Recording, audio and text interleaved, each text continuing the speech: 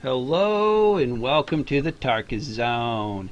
Well, I'm going to be doing a video here on Black Desert Online, and finally they've got something that actually is intriguing me.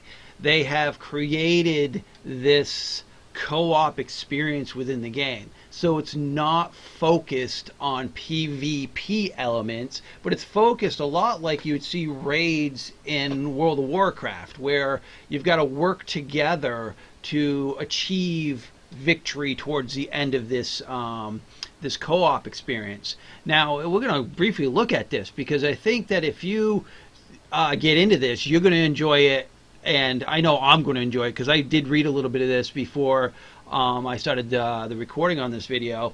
And this rift that they're creating creates this tower that you need to protect. You and your entire raid need to must protect the sealed tower, which seems in these wave of monsters come and attack, and based on my reading, they progressively get more difficult to deal with as the rounds progress.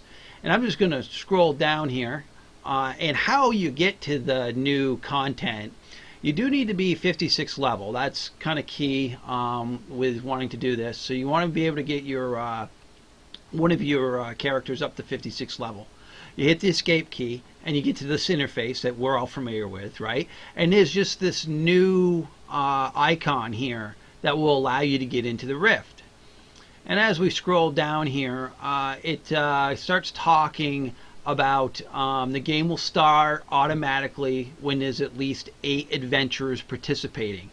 And I believe the what I did read here is I think the maximum in the raid is 10. Oh yeah, right there. I stayed where I was. A maximum of 10 adventurers. So there's going to be 10 of you hopefully doing this, and it looks like they've added a buffer time where, for example, you start off, you got 8 and some weenie drops or whatnot. They have added into this system that people can join in at any time.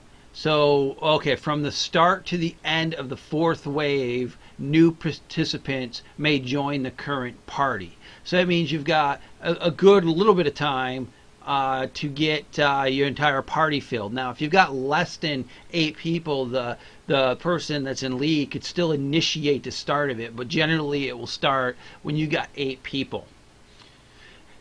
The monster raid is composed of 25 waves for 30 minutes, so just be prepared to have 30 minutes of your time dedicated to this. And and it looks like it continues until you win or until you're all dead. That's the gist of it. Now they go down through here, and we'll start telling you about trying to accumulate this points. There's these points within the game, within this ultimate co-op. When you start killing monsters, you start to accumulate points. You get these points, and those points are used. I'm going to use this to show you here. Those points are used to purchase items that will allow you to help in your defense of this tower you're defending. Now, what I love about it is you can also transfer your points to somebody else. So if you're like, for example, I get into this co-op and my thinking is I will help kill things until I can afford the barricades, and then I'll start buying barricades to help streamline where these monsters should come in. So it becomes a tower defense building game for me. And that's what I love about it is I can go do building aspects, help with the design and defense of this while it's going on. Plus, you could throw your points to somebody, and they might be able to get into this match lock quicker. And it goes on to tell you that, and it gives you some pointers here. And I will provide the link to the. I mean, if you're playing the game, you'll get to this link. The downloader, when it comes up, it's going to show you a link to this information. So this is not secret information. Now, the other thing I wanted to point out is if you die, somebody on the battlefield needs to bring you up with a medical kit. So, and again, those medical kits are bought with the points. So it becomes this, how do you conserve your points and do this correctly, where you've got somebody on the battlefield who's building barricades, someone's buying the med kits to bring up dead allies, and it tells right here the resurrecting skills from witch and wizards cannot be used in it. So you have to buy the medical kits if you want to get your comrades back up. It does say that even if you got no med kits available, that at the stages of 5, 10, 15, 20, and 25, it will resurrect all fallen members. But that means that you all need to be alive. It means that if everybody's dead in round 4, you don't get a round 5, is what I understand. So you got to at least have one person up and running when he concludes killing the last monster in round 4, so that when round 5 pops, everybody gets resurrected.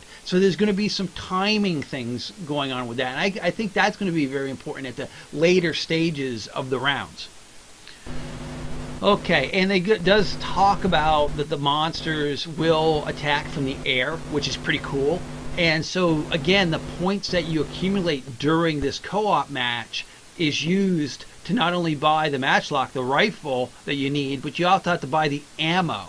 And you need those to kill the harpies, because there's no way to attack the harpies unless you got somebody with one of these matchlocks. And that's part of the defense of that tower. They're adding so many cool elements into this co-op, and I'm downloading it right now, and I will be doing a fresh video on the actual gameplay after I've actually played it a little bit, so that I understand its pitfalls and how smoothly it can be.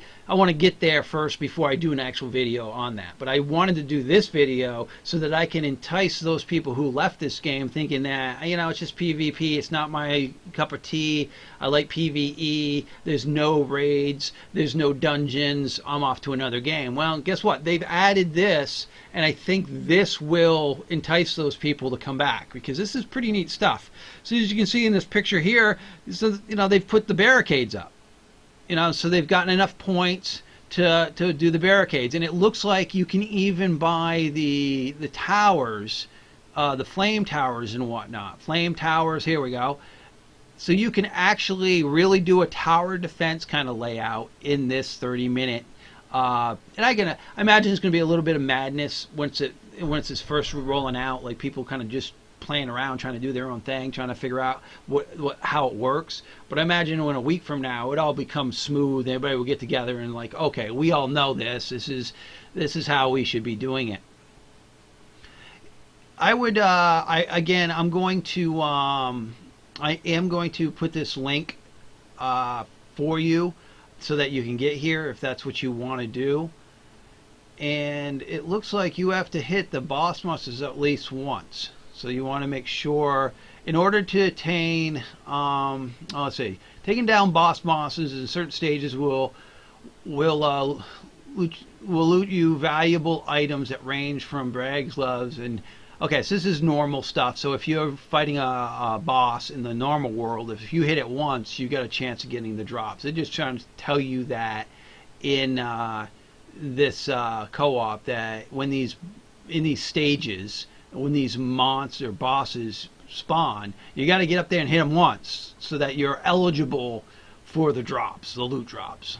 All right, well, that's really the end of this article. So I just want to just conclude in saying that I think they've gone in a great direction with this. And some people might think it's going to take away from Node Wars, because you got people wanting to do the co-op because it could be more enjoyable than the Node Wars. I don't know, but I know in my situation is when my crew goes out to do Node Wars, I don't really participate. I usually just doing my thing anyway, because I didn't join my guild for Node Wars. But this is going to prompt me to get into the game, want to play this co-op, and it might pull some of your Node Wars we don't know. Anything new to the game is going to be Everybody's going to want to see it. Everybody's going to want to try it out at least. And it might be your cup of tea. It might not be your cup of tea. And it might not pull away from the Node Wars aspect. I don't know. It all comes down to, how many are there out there that are like me, where PvP doesn't really interest me, but this kind of working in cooperation to get something achieved, that kind of is my cup of tea, and I think I'm going to enjoy this, and I think you're going to enjoy this too. Well, it's August 30th, 2017. Download the new update, and I'll meet you in the Savage Rift. Thank you for joining me. This has been the Tarkis Zone.